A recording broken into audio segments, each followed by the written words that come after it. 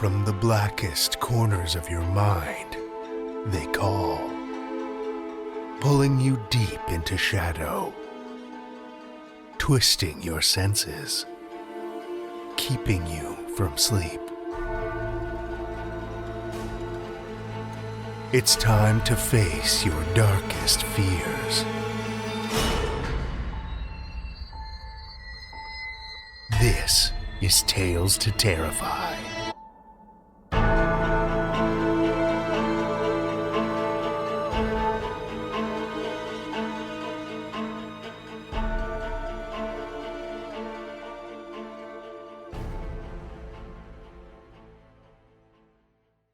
Good evening, children of the night, and welcome. Next week we have a bit of a break from the norm for you. Death by 1,000 tiny cuts, or terror by a handful of tiny tales, as it were. We have a full episode of flash fiction ready to spill into your mind, so keep your ears peeled and ready for that. Tonight, though, we have one tale for you, about a jaded man burdened with a terrible responsibility who seeks solace in a new friend. Our story tonight comes to us from Matt Hollingsworth. Matt Hollingsworth is a neurodivergent human and an award-winning color artist for Marvel, DC, and Image Comics.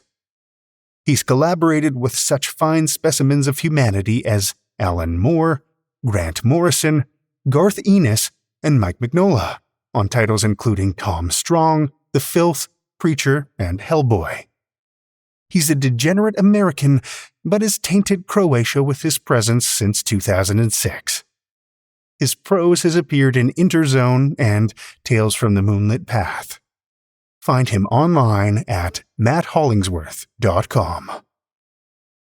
Children of the Night, join me for Matt Hollingsworth's The Sin Eater's Chrysalis, a Tales to Terrify original.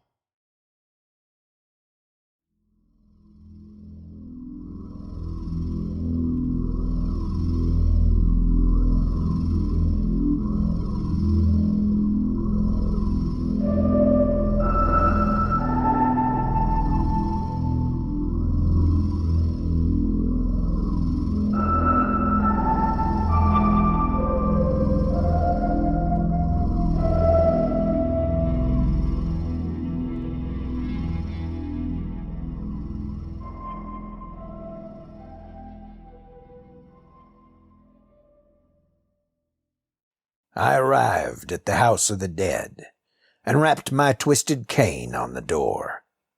Frigid air scorched my lungs, and flurries tumbled from the heavens like ash.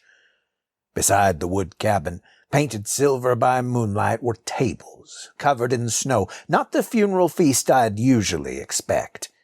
Whatever corpse waited inside the house, nobody deemed them worthy of celebration. A howl broke the witching hour's silence. Nearby, a gang of rich kids were whooping it up, playing knucklebones. A lanky, clean-cut boy with blonde hair crouched, tossed the bones, and caught the devil's share on the back of his hand. He gouged the tally in the snow with a stick, then put his arm around another boy, and they laughed raucously. The door creaked open and revealed the woman who dealt with me on the town's behalf. "Dragon? Oh, forgive my impertinence, Mr. Vragolov." Bent with age, she stared at the ground. "Welcome, sir." I stepped inside. A fire whispered in the hearth and warmed the room, casting jittery shadows. Rotten meat perfumed the air. The corpse had grown pungent, and the glyph branded into my forehead throbbed, agitated by its proximity. I gritted what remained of my teeth. Like my father before me and his father before him, it was my lot in life to purify townsfolk by consuming their sins, enabling them to cross over to the afterlife in a state of grace.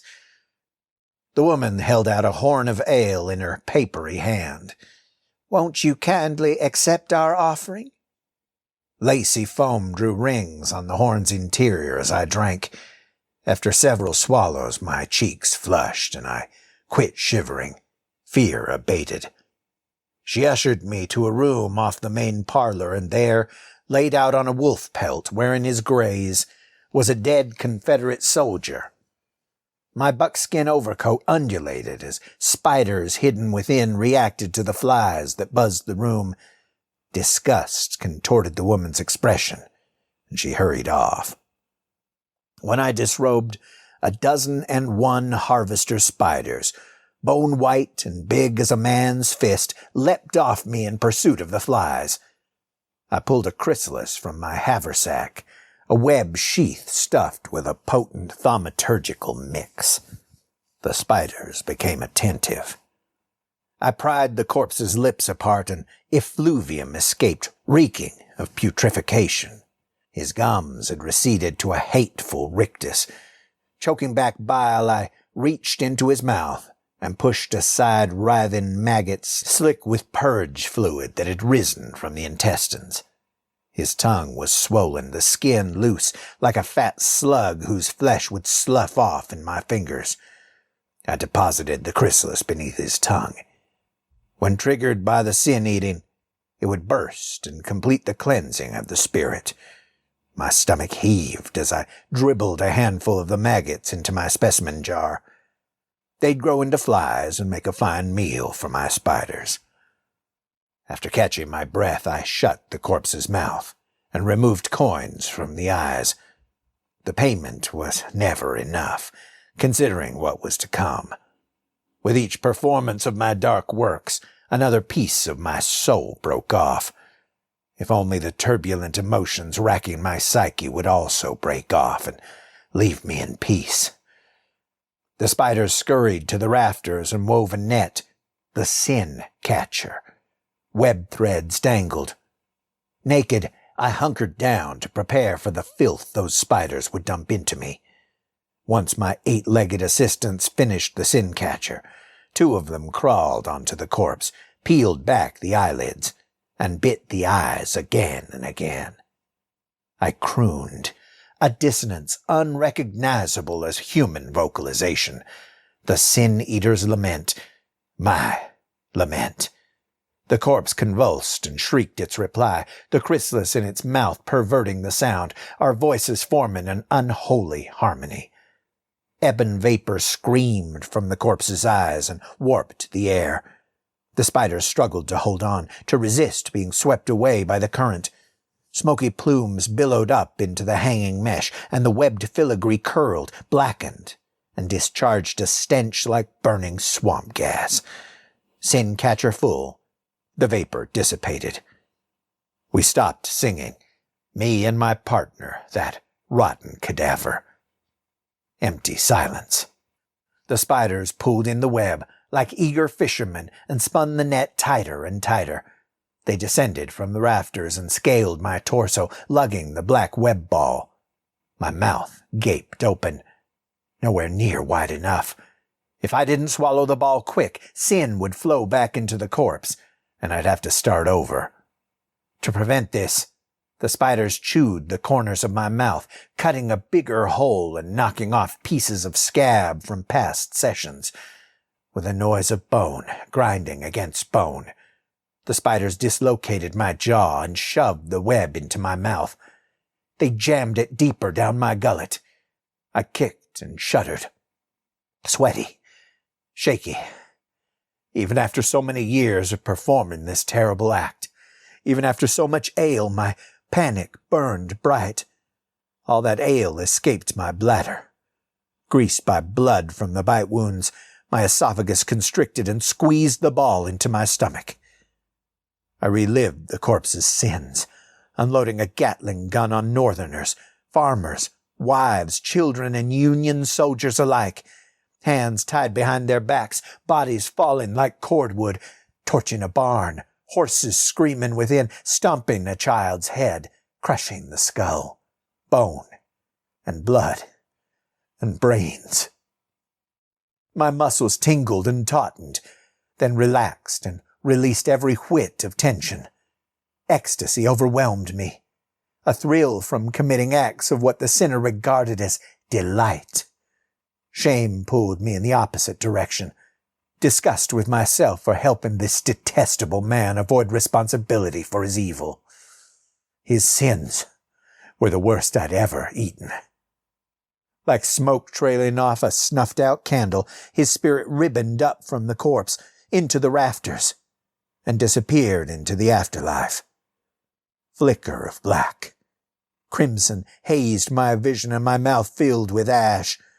A horde of voices fractured my consciousness, loudest of all, the sinner's.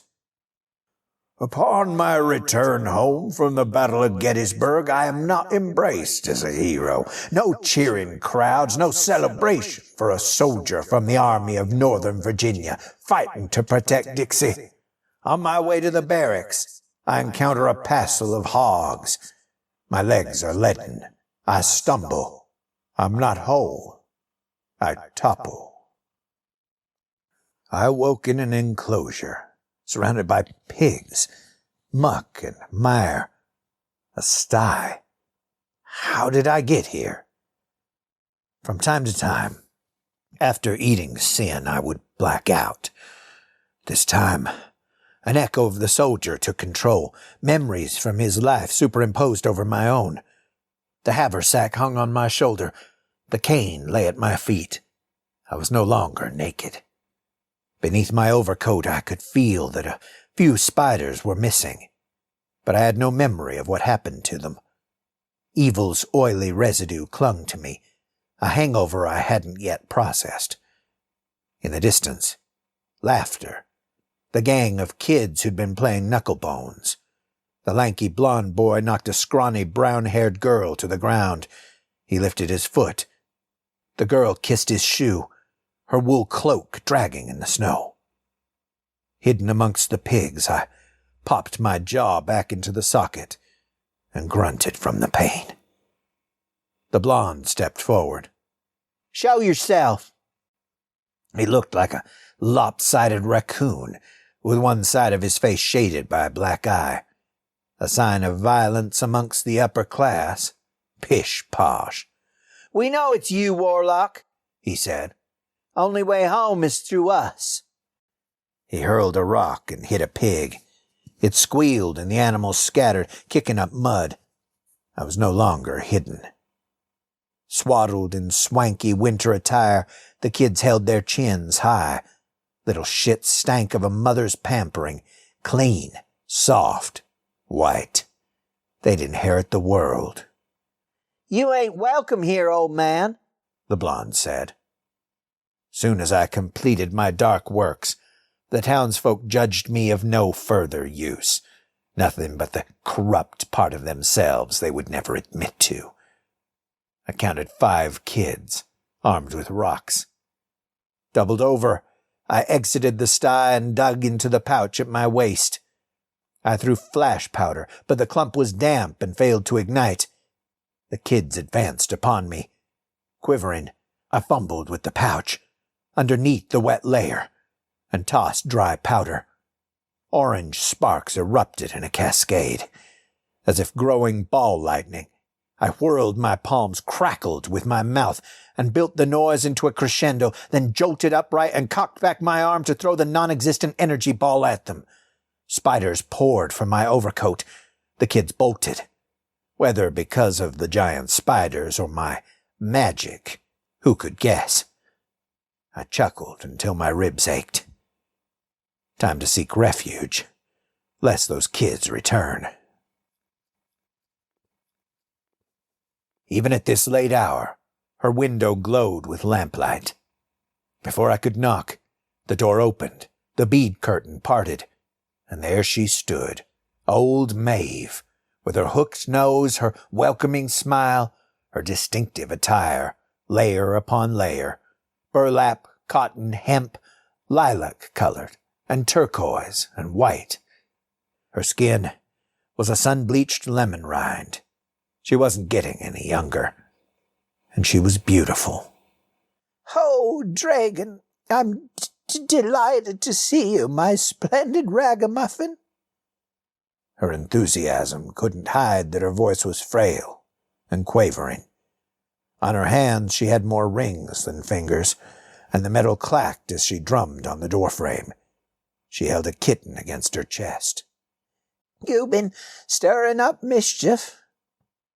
"I frighten off bothersome townies with my flash powder, but—" Yes, best haul your sorry bag of bones inside."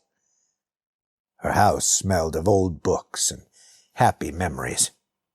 When I was a boy, she'd found me bloodied from a scuffle with townsfolk and helped me to her place. She had tended to me, and I'd gawked at the wall of books. Before sending me on my way, she gave me The Count of Monte Cristo. I read it, releasing the story trapped between the covers, an adventure of hope, justice, and revenge. After that, I visited often. She gave me more books, and we discussed the wonder within those pages. My favorite was Mary Shelley's Frankenstein, or The Modern Prometheus, a tale of a misunderstood creature's struggle to survive in a world that rejected him. "This baby cat reminds me of you," Maeve said. "Sweet, but helpless." Trembling, she handed me the kitten. "Hold her for a spell. She needs body heat." The kitten's black fur was silky, her golden eyes wide, as if she were taking in the boundless expanse of reality. She was so tiny she had to still be nursing. I cradled her. "Jesus, Mary, and Joseph," Maeve said. "You stink of piss and gangrene." She sat beside me on the couch and doused a rag with moonshine. Despite her tenderness while cleaning my wounds, the sores broke open. The alcohol burned. What might my future be if I were to hand off my duties?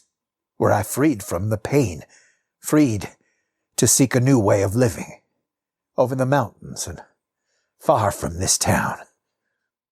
The kitten sandpapered my fingers with her tongue. Must taste rancid. "She's taken a shine to you," Maeve said. "Why not bring her home?" She coughed, and red spattered the rag. "You would be doing me a favor. I'm getting too long in the tooth to look after lost orphans." With her hacking up blood, it seemed she needed us orphans to look after her for a change. So I offered to stick around. "Shush," she said, and hugged me. I melted. By the time I got to my place, it was near daybreak. In the snow-blanketed foothills of the Blue Ridge Mountains, tucked in at the forest's edge, lay a shack of corroded scrap metal, its roof pressed low to the ground. Home. The familiar scent of manure comforted me. Mama Goat allowed me to milk her. The kitten mewed in my bag. I entered the shack. Moonlight seeped in through perforations dotting the walls. My herd of cats rubbed against my legs, their tails like standing snakes. My boys, hither, thither, and yon. I fed them a chunk of cured rabbit meat. The spiders clambered to the ceiling. 10 remained. 3 were missing. Had the soldier killed them when I blacked out? Shelley, my favorite, had survived. Thank Christ. I put the jar of maggots on my workbench and set loose flies from a previous session. The spiders worked their webs to capture their feast. They'd earned their keep. My critters were well satisfied. Me, I wasn't hungry with that ball of sin rotting my gut. After pouring the goat milk into a bottle, I grabbed a blanket and collapsed into my fur-covered chair.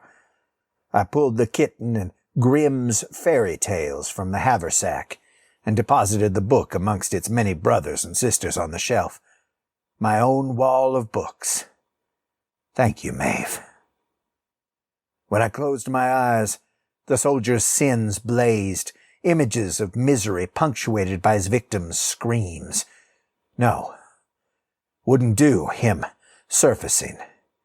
So I opened my eyes. The blanket wasn't warming me. The brand on my forehead pulsed with my heartbeat. An enchanted glyph seared into my flesh. It compelled me to eat sins, just as Father's glyph had compelled him. This was my life, taking on unbearable agony and releasing spirits to soar off into the hereafter.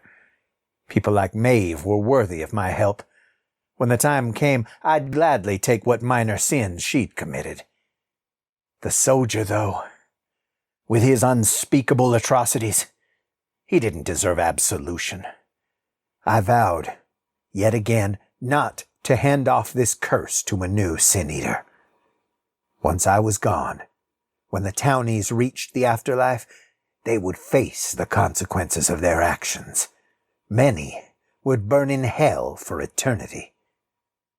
To calm my nerves, I smoked cannabis, but it failed to do the trick. Digesting the soldier was difficult. The fuzzy kitten suckled the bottle and kneaded my chest.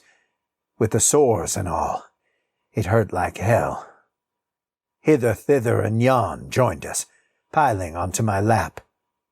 Giving off a heat that baked the chill from my bones, my cat family purred and lulled me to sleep, my eyes wide open. Best to never close them with nightmares lurking in the darkness. The next day, the messenger pigeon made another appearance, bearing a summons to perform my duty. Too soon. I hadn't yet recovered from the previous night's ordeal. When I arrived again at the House of the Dead, townsfolk were milling about. Broad oak tables, guttering candles that lit up the night, extravagant food platters, a funeral feast ready to go once I rid the deceased of their burden. A popular individual this time, it seemed, unlike the soldier. The old woman invited me in. My hackles rose, and my guts churned with fire, so I accepted her offering, and drowned the flames with ale. Soon as she left, I noticed all those rings on the corpse's fingers, the hooked nose. Maeve. I downed more ale. No point in allowing myself to become overwhelmed by sentiment. I owed Maeve my undivided attention, so the spiders and I got to work. When Maeve's sins entered me, I relived them. Pride as I donned beautiful clothes, beautiful bangles, beautiful rings, greed and envy as I pick a rich lady's pocket, lust as I fornicate with two men, wrath as I fire a Colt revolver at my son's murderer and his head explodes, bone and blood and brains. Each of the 7 deadly sins, and still more, wave after wave chilling me. Stomach cramping, I lay there twitching. The spiders crawled over me and comforted me. Maeve's spirit rose from her body and departed. Outside, a wake was in full swing, with dance and boisterous song, food and drink. Decked out all fancy, townsfolk celebrated. Packed though the tables were, I found a vacant spot and sat on the bench. Couldn't recall performing my dark works back-to-back like that. First the soldier, then Maeve. I hawked up a mouthful of blood and spat in the snow. Flicker of black. A rosy hue tinted my vision. An echo of Maeve sounded the depths of my mind. "Such a rollicking shindig.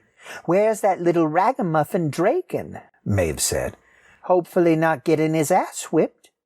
Where are my rings?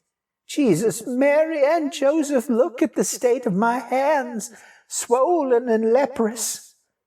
I leaned across the table and held my palm over the candle's flame. Smell of melted wax and burning flesh. The pain startled me back to myself. I'm Draken. I am not. Maeve, dearest Maeve, is dead. flicker of black. The rosy hue disappeared from my vision and left the world colorless. The volume of Maeve's sins shocked me, a side of her I hadn't before seen. Like the soldier, she'd felt no shame.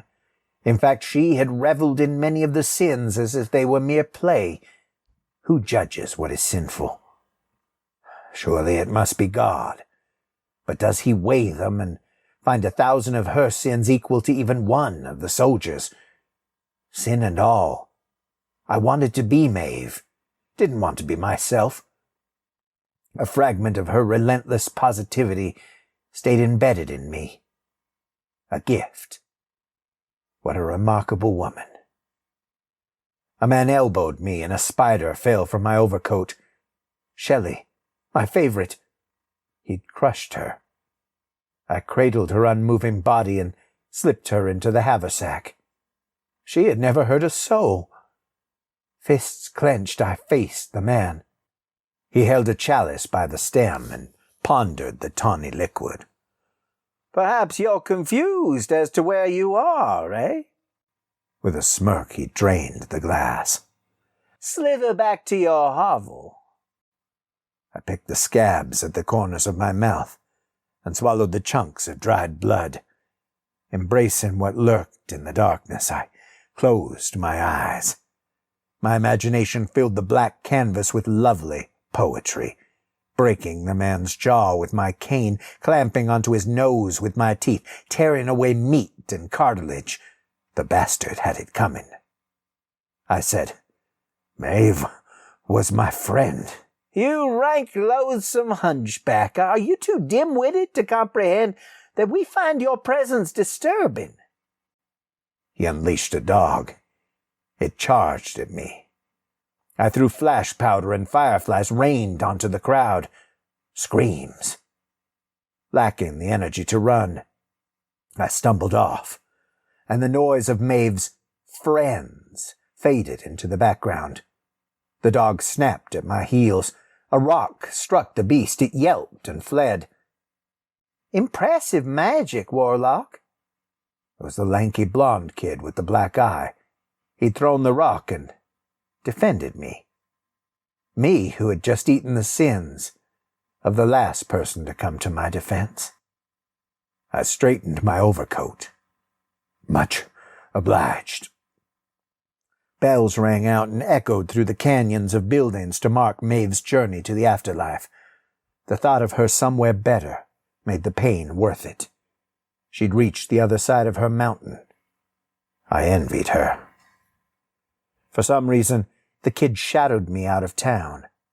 Clouds cut across the face of the moon, smothering the light, and we trudged along, guided only by my earlier boot prints in the snow, our trail bordered by scrub brush that thickened to pine forest. While the town reeked of sewage, out here amidst nature, the air was crisp and pure. "Got a question for you, Warlock," the kid said. "If I answer, will you leave me alone?" "That magic of yours, can it be learnt?" "How old are you, kid?" "Damn near 14.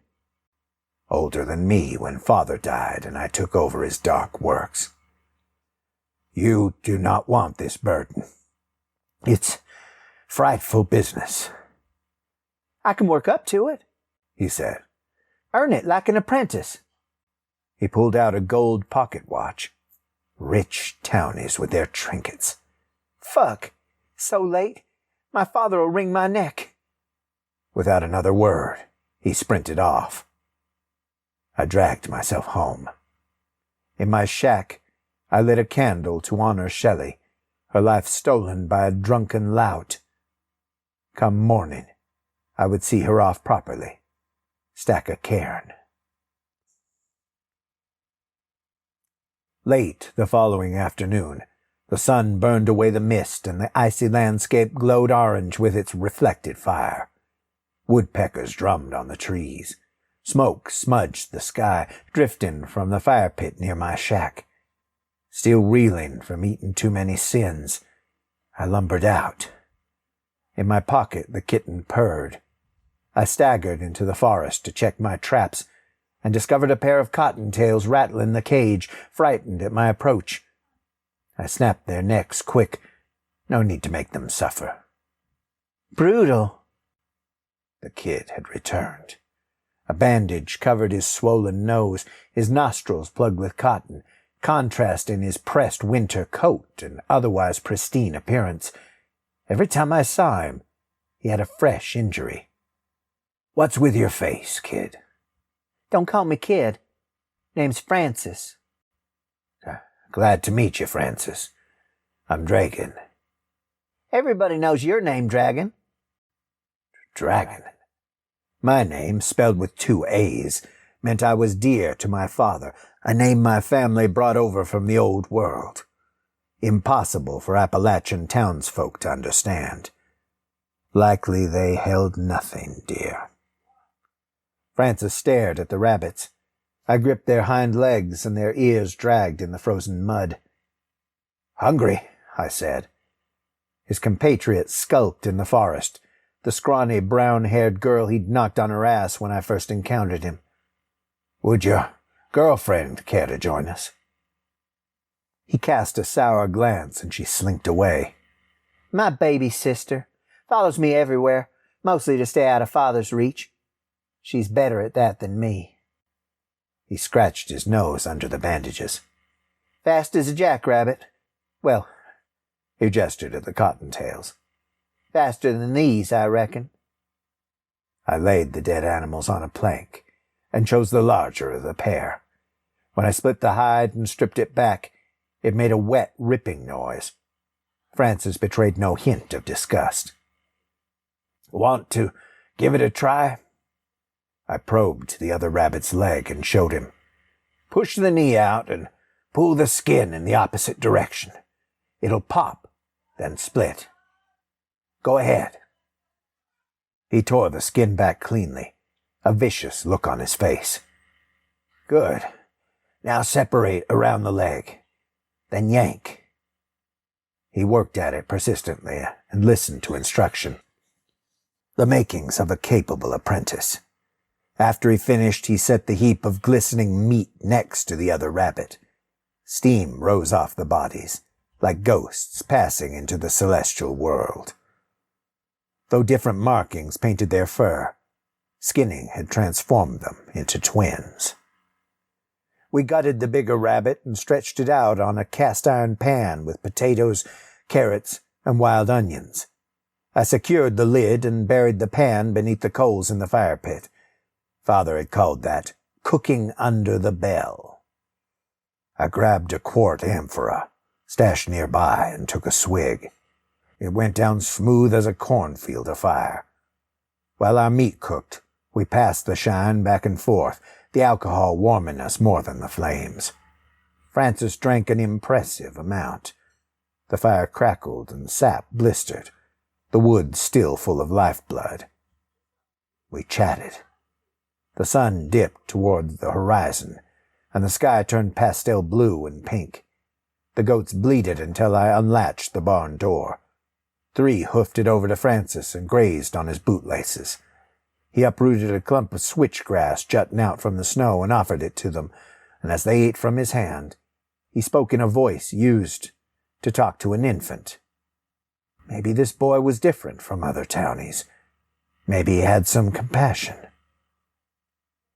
I removed the pan from the fire, placed it on a massive stump that served as my table, and lifted the bell.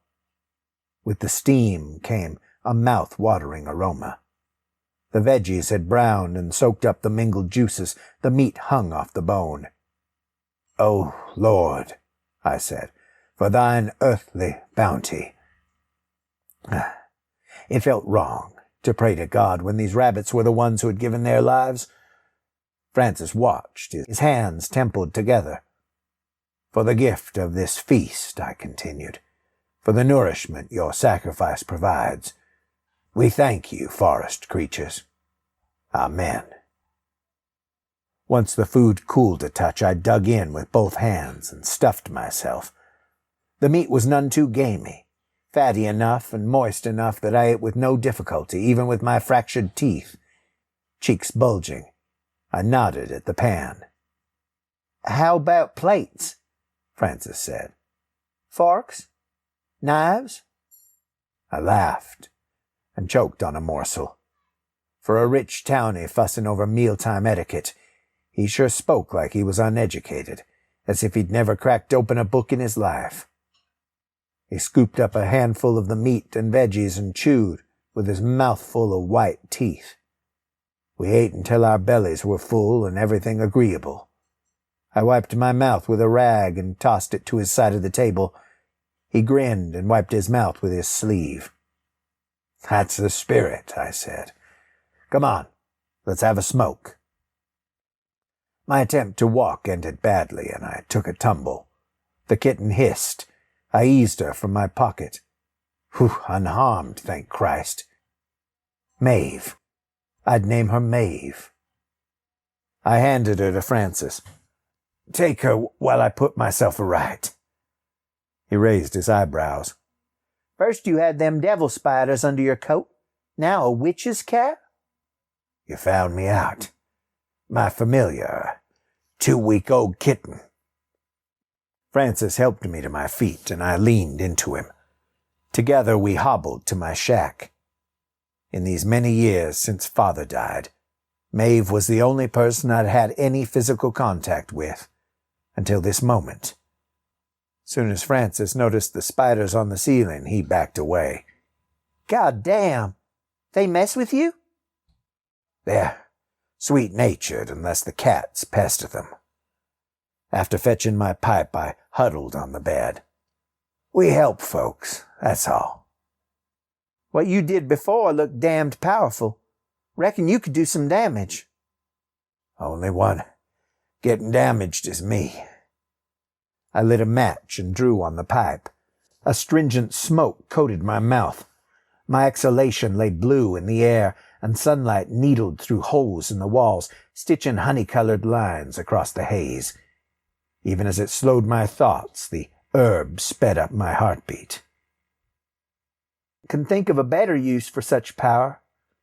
Francis kept a wary eye on the spiders and lowered himself into my reading chair. "I mean, you could destroy your enemies. Well, I could fight off—" "That is not how it works." The boy knew nothing of my sin-eating, thought only about the flash powder and its magic. "Well then, tell me how it does work." He petted the kitten. I offered him the pipe. "This life isn't for you. It ends with me. No way will I pass this down to anyone." "That mean you won't help people no more?" "No, not once I'm dead. Without handing off my role as a sin-eater, death would be my only escape from this curse. But without handing off my role, would I bear these sins into the hereafter and suffer an even worse fate?" "Dead?" He sniffed at the cannabis. "And who'll help him then?" After a single puff, he about hacked up a lung, spooking the kitten. Flicker of black. Crimson hazed my vision, and my mouth filled with ash. Inside me, a multitude of voices boiled. "'Tis but a trifle," the soldier said. "Did anyone aid me when I lay wounded at the Battle of Antietam? This I inquire of you, boy." "Battle?" the boy said. "You fought in the war?" "He bears a resemblance to a child who tasted my blade in the forsaken land of our enemies. Certainly, for the not inconsequential extent of my existence, Reality quaked. "You haven't the capacity to fathom." The boy's lips moved. He wanted something from me. "Villain! Oh, deceit most vile! The charlatan's attempt to befuddle me will meet with dire consequences." War drums thundered. A long buzzing roll that sounded the attack. I rose and thrust my sword at his chest. No, not sword. Cane. Wood, not steel. I had never owned a weapon. Never been a soldier. Francis teetered back.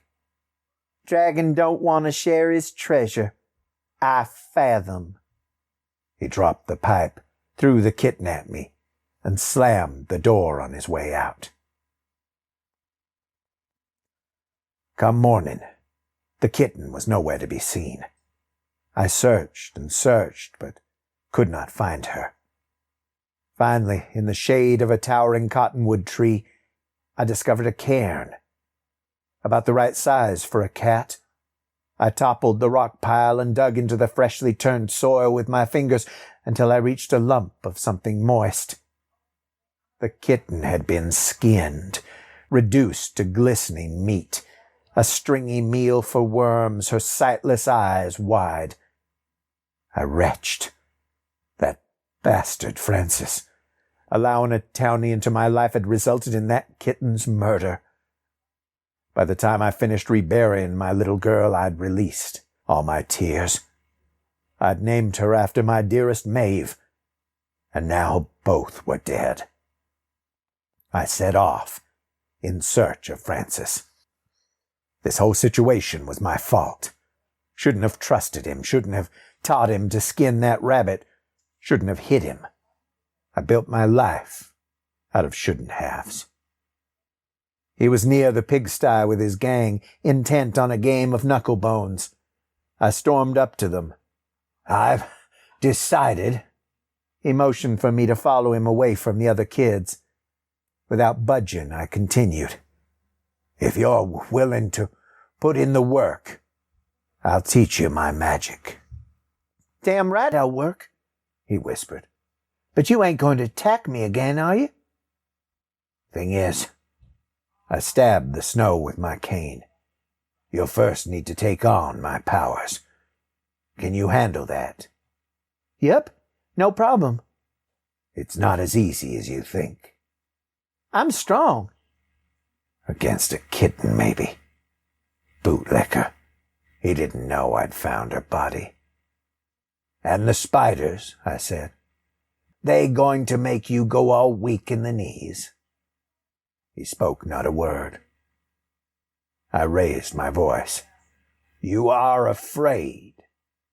He checked if the kids were listening. They were. Nah, I ain't afraid. When we arrived at my shack, the cats hissed and beat a hasty retreat. They knew what Francis had done. He sat in the reading chair and gaped at the spiders on the ceiling. I picked the scabs at the corners of my mouth and swallowed the chunks of dried blood, embracing what lurked in the darkness. I closed my eyes. My imagination filled the black canvas with lovely poetry, strangling Francis, driving my thumbs into his eyes until they burst, using a stone to destroy his patrician face. The bastard had it coming. The amphora of moonshine was on the table. Quick as a wink, I grabbed it and bashed Francis over the head, shattering the ceramic. Murderer! From the fire pit outside, I retrieved a brand, the glyph on the metal red hot. When I re-entered the shack, Francis was rousing.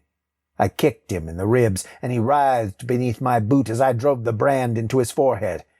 His flesh seared, giving off a porcine aroma, and he squealed, just another piggy from that sty of a town. I felt my brow. The scar was gone, transferred to Francis. Such a pitiful wretch, with his black eyes, broken nose, his scalp bloodied from the head bashing, and now his brand, his scar. I disrobed and stood there naked in all my bloated glory. His eyelids fluttering, Francis whimpered and struggled to speak, but I knew from experience that the glyph's enchantment was doing his head in, flooding him with the knowledge of his new role as a sin-eater. I drank in his sweet fear for a moment, then stretched out on the floor and slid a chrysalis under my tongue. The spiders knitted the sin-catcher. A couple of them crept onto my cheeks and blocked my sight. They sank fangs into my eyes. I coughed through my nose and mucus sputtered out. The spiders bit repeatedly and my eyes went molten. My vision died.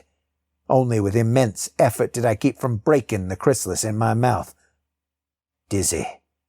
Nausea, fueled by the conflict between my physical distress and elation. Soon, I would be released from being a sin-eater.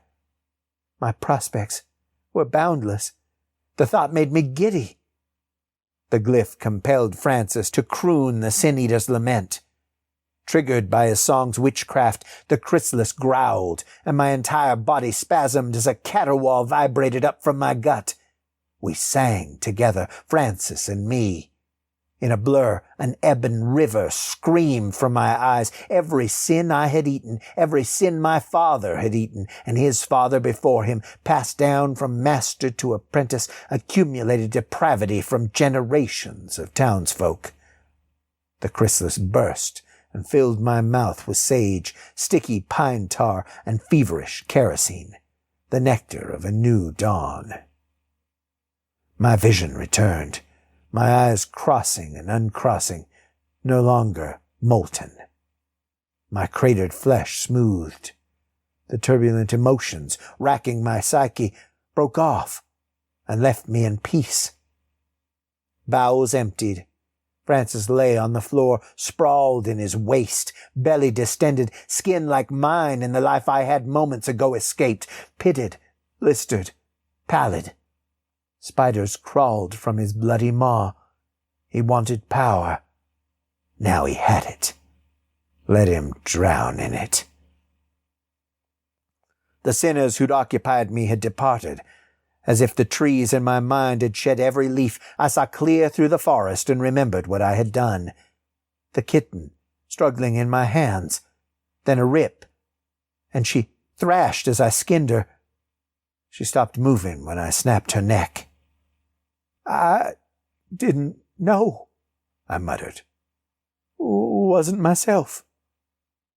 Reliving an event from his life, the soldier's echo had controlled my limbs as a puppet master and slaughtered the kitten. Maeve's echo had surfaced and forced him out. A lingering memory of a beloved pet had driven her to bury the kitten and pile the cairn with her compassionate hands. With my hands. Cleansed of both echoes of past lives, the soldier no longer corrupted me, but I missed Maeve's presence. Sputum dribbled from Francis's chin. I had misdirected my anger. It was all my fault. Not only had I lost Maeve a second time, but in betraying Francis I had lost the possibility of our friendship. And yet, I couldn't go back. No way in hell would I eat those sins, take that poison into my body, and again shackle myself to that life of suffering. As the toll for my years of service, what did a single townie matter? I'd done my share. It was someone else's turn. I should just follow Maeve's example and revel in this sin. Because I wasn't bloated by sin anymore, my clothes were baggy when I dressed. I collected my coin pouch from its hidey hole. Time to buy new clothes and books with new stories, write my own tale, cross these mountains, and seek my future. Good luck, kid. I set my copy of Frankenstein next to his unconscious body. Now, you're the dragon. Outside, hither, thither, and yon, tormented a dead woodpecker, its head torn off, its blood stark red against the snow. When I approached, the cats hissed and ran.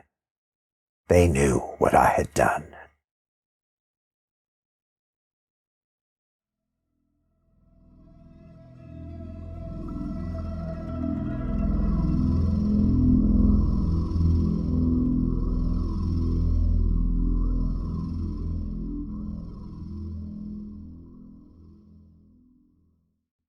That was Matt Hollingsworth's The Sin Eater's Chrysalis, as read by Rish Outfield.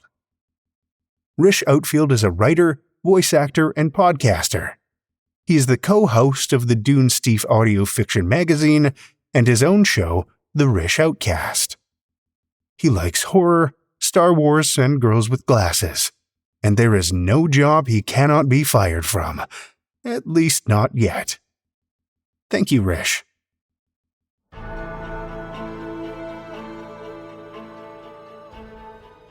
Well, children of the night. The hour is late, and we've run out of tales to tell. For now. Tales to Terrify is made possible by the tremendous generosity of our supporters on Patreon and PayPal. Incredible fans like Lestle Baxter, Amanda Carrillo, Amanda Gottfried, and Orion D. Hegre, whose generous support keeps these lights on and flickering ominously. If you're not a supporter, head over to patreon.com/Tales to Terrify. You'll find all kinds of perks, like ad-free episodes, bonus content, and one-of-a-kind collectibles. Every dollar goes back into this show, and we appreciate your support so much. Want another way to support the show that doesn't cost you a cent? Head over to Podchaser, Spotify, or Apple Podcasts and drop us a 5-star review. You'll not only put an unnaturally wide smile on our faces, but help new listeners discover our terrifying tales too. You can show your love of the show out in the world with some Tales to Terrify merch.